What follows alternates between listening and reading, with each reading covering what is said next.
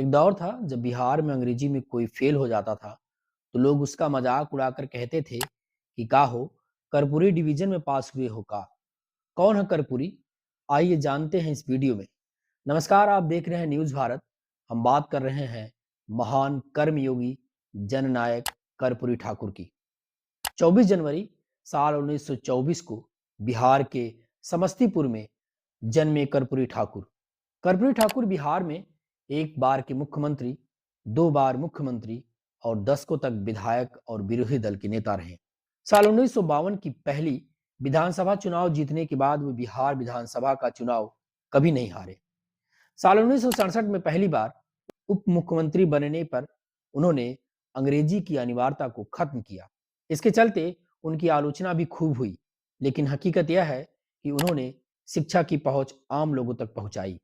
उनकी कोशिश के चलते ही मिशनरी स्कूलों में हिंदी में पढ़ाई शुरू हुई और आर्थिक तौर पर गरीब बच्चों की स्कूली फीस को माफ करने का भी काम उन्होंने किया था। वे देश के पहले मुख्यमंत्री थे जिन्होंने अपने राज्य में मैट्रिक तक की पढ़ाई मुफ्त कर दी थी।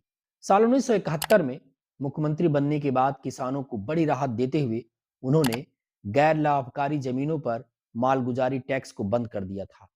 एक समय था जब बिहार के मुख्यमंत्री सचिवालय की इमारत की लिफ्ट चतुर्थवर्गीय कर्मचारियों के लिए उपलब्ध नहीं था।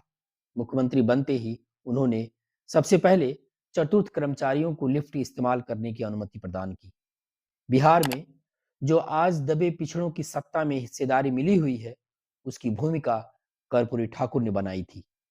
साल 1977 में मुख्यमंत्री बनने के बाद मुंगेरी लाल कमीशन लागू करके राज्य की नौकरियों में आरक्षण लागू करने के कारण वे हमेशा के लिए स्वर्ण समुदाय के लोगों के दुश्मन बन गए थे।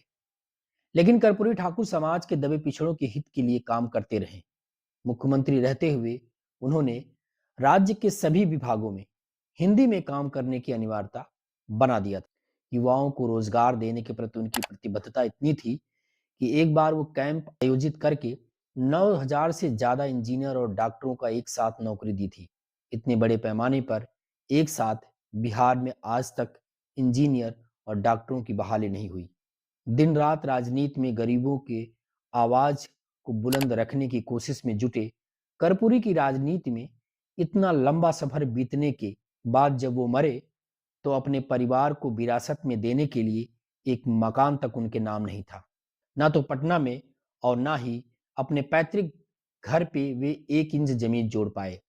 जब करोड़ों रुपए के घोटाले में आए दिन नेताओं के नाम उछल कर सामने आते हैं तो कर्पूरी जैसे नेता भी हुआ करते थे। विश्वास नहीं होता कि उनकी ईमानदारी की कई किस्से आज भी बिहार में आपको सुनने को मिल सकती हैं। उनसे जुड़े कुछ लोग बताते हैं कि कर्पूरी ठाकुर जब राज्य के मुख्यमंत्री थे तो उनके रिश्ते में उनके बहनोई उनके पास नौकरी के लिए गए हुए और कहीं सिफारिश से नौकरी लगवाने के लिए उनसे बात कही। उनकी बात सुनकर कर्पूरी ठाकुर गंभीर हो गए और उसके बाद अपनी जेब से उन्होंने 50 रुपए की नोट निकाली और कहा कि जाइए उस्तूरा खरीद लीजिए और अपने पुश्तैनी धंधे को आरंभ कीजिए। एक किस्सा इसी दौर का और है कि उनके मुख्यमंत्री रहते उनके गांव के कुछ दबंग सामंतों ने उनके पिता को अपमानित करने का काम किया था। खबर फैलते ही वहां के तत्कालीन डीएम गांव में कार्रवाई करने के लिए पहुंच गए, लेकिन कर्पूरी ठाकुर ने जिलाधिकारी को कार्रवाई करने से रोक दिया। उनका कहना था कि दबंग पिछड़ों को अपमान तो हर गांव में कर रहे हैं। रामनाथ ठाकुर, उनके बेटे, इन दिनों भले ही राजनीति में हैं और पिता के नाम का फायदा भी उन्हें मिल रहा होगा, लेकिन कर्पूरी ठाकुर अपने जीवन में उन्हें राजनीति के तौर पर आगे बढ़ाने का कभी काम नहीं किया। अगर आप हमें फेसबुक पर देख रहे हैं तो हमारे फेसबुक पेज को फॉलो करें, यूट्यूब पे देख रहे हैं तो हमारे यूट्यूब चैनल को सब्सक्राइब करें। नमस्कार।